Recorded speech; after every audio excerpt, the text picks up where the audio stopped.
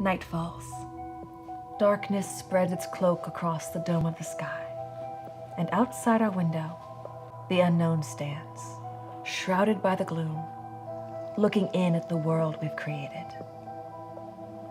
Temporary comfort, false security, open portals and closed eyes. Locks on the doors of our home, yes, but no locks on the doors of our minds. Does our enemy sit with us around the fire? How often have we heard his voice and leaned in to listen? How often have we looked into his face and smiled? Hello, freaks and freethinkers. This is Radio Ghost Town, and I'm your host, Deep Amber, coming to you from the relative safety of an undisclosed location. Tonight, we continue our ongoing series, The Serpent Whispers, investigating and exposing the greatest conspiracy in the history of the world. Tell me, gentle listeners, who do you trust? You extend them an open invitation to your home. You leave them unsupervised with your children. Their opinions are ushered into the deepest recesses of your soul, and their thoughts tint the window through which you see the world. Do you know the answer? I do. The serpent, naturally. Now, don't tune out and don't call in to argue just yet. Let me make my case. First, for those of you who haven't seen last week's episode, it's in the archive, so go get caught up and then come right back. But for the lazy or forgetful among us, I'll summarize. We broke the grand conspiracy's master plan down to its most basic elements. The three notes of the devil's chord. 1, the foundational lie from which all lesser lies grow. 2, its artful cloak of pageantry and charade. And 3, its ultimate end goal. But perhaps most importantly, we identified the driving force behind it all, the enemy of mankind, the OG liar and murderer himself, Satan. Now, for the purpose of our discussion, Satan, the devil, Lucifer are all understood as synonyms, and I'll mostly refer to him as the serpent, but if you prefer some different term, anything from Old Scratch to the Illuminati, just feel free to whisper it under your breath as you follow along. Now, where were we? Ah, yes. Who do you trust? The simple, sobering truth of the matter is that we have all, at some point before in our lives, invited the serpent into our souls. As we've discussed before, he has many disguises, and in the cult of personality that is his worldwide following, he has many, many sales representatives whom he manipulates like meat puppets, pulling their strings and putting words in their mouths. Entertaining one or all of them is, by default, entertaining him. The most influential division of the serpent sales force is doubtlessly the entertainers. And if you think there's no sinister motives driving Hollywood, the music industry, and members of their ilk, then you poor thing. I hope we've gotten to you in time. Sit very still. Panic will only make it worse. Let Deep Amber give you a dose or two of truth, and maybe, just maybe, we can save your troubled soul. But wait, I hear you saying, how do you know the forces controlling the entertainment industry are really just Satan himself? Well, because I've been paying attention. Hopefully, after this episode, you will be too. You see, everything we experience, the information and entertainment we're spoon-fed, is laced with our immortal enemy's personal brand of poison. In every truth they tell us, there is a little kernel of lie. And if we're going to outwit them, we must not be fooled. Always ask yourself, why? Always look for the lie. It's like watching a magic act.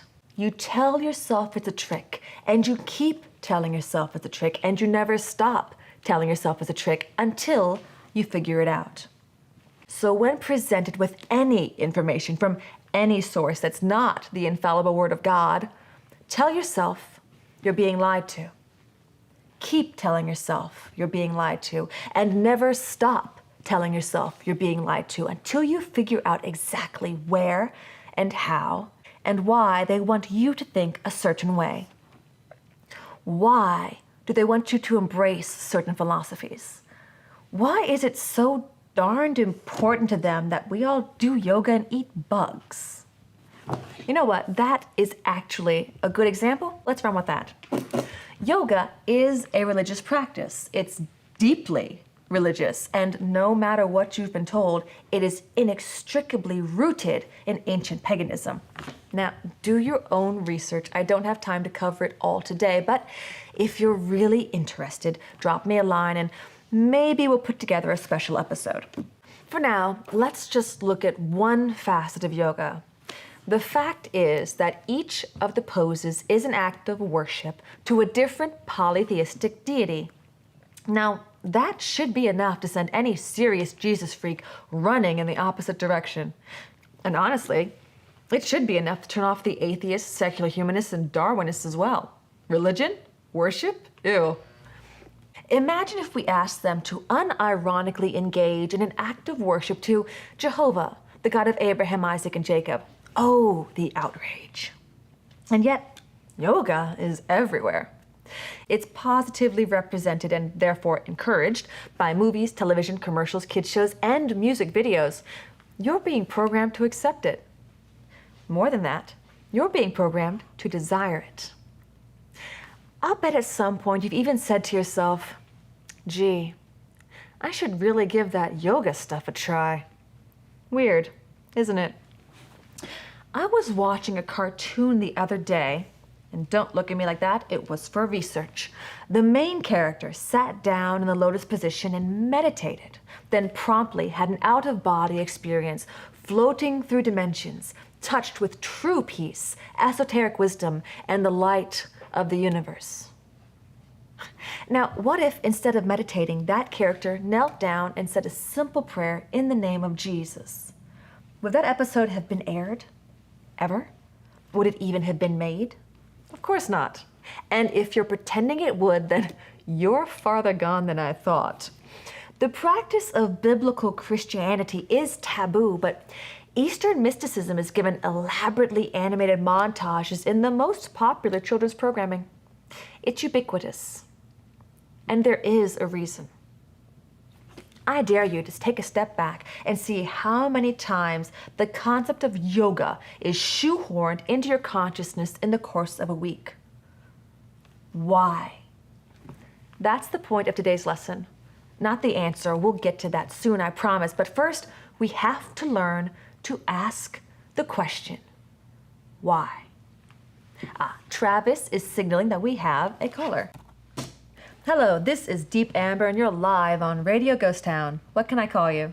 Hey, Deep Amber. My name is Ned, and I have a question. Go ahead, Ned. I'll do my best to answer. Well, I was asking myself, why? Like you said. And what if the answer is because it's good for you, dude? I mean, that's what everyone says about yoga. I mean, it really does give you inner peace. Well, Ned, I think we've already spent too much time talking about yoga specifically, but if my freaks and free thinkers out there will remember we're looking at it as an example of a far bigger problem, I think I can answer your question. Dude, okay. But honestly, I think you're just being paranoid. No offense. No offense taken, Ned. Now, let's take a step back and look at the big picture. They, whoever they are obviously desperate for us to zone out and align our chakras. I mean, that's why they've been force-feeding us the concept for decades now. Is that fair to say? I mean, I guess so.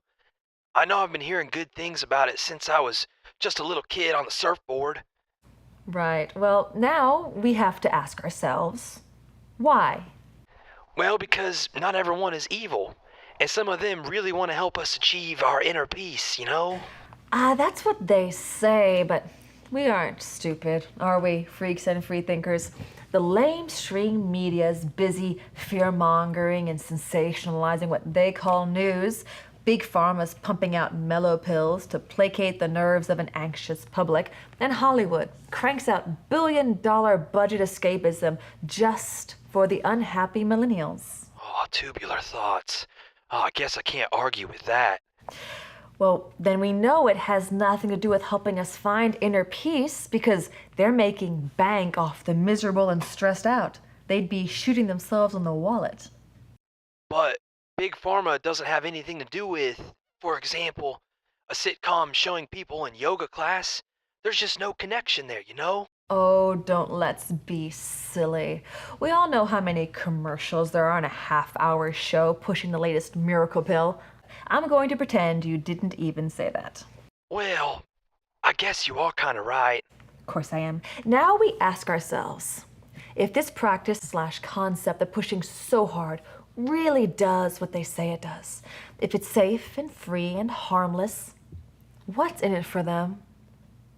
Beyond them, they're just a sales force. What's in it for the puppet master?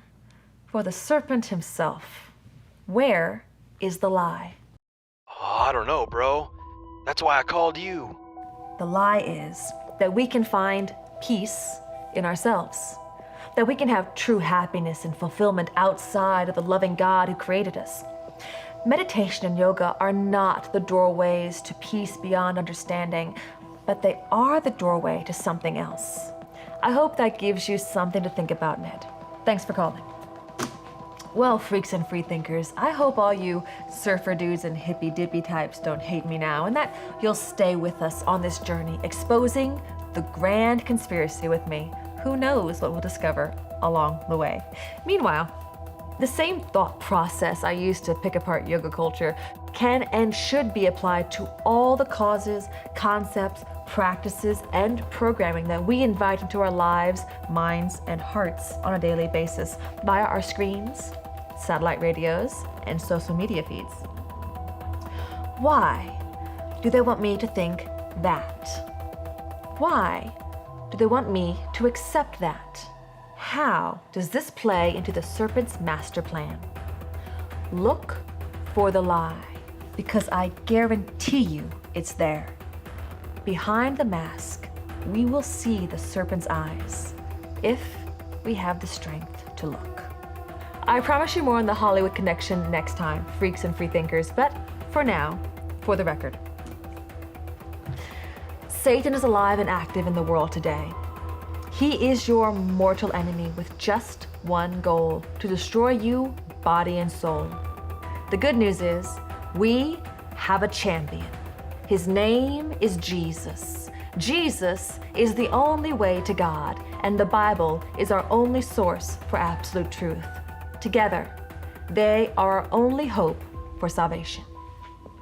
I'm Deep Amber, and this is Radio Ghost Town.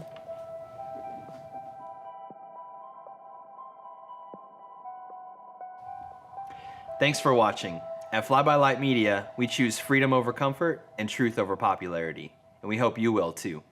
You can buy cool tees and hoodies like this one in the link in the description, and always check out some more videos. Together, we are Fly By Light Media, and we rise to shine.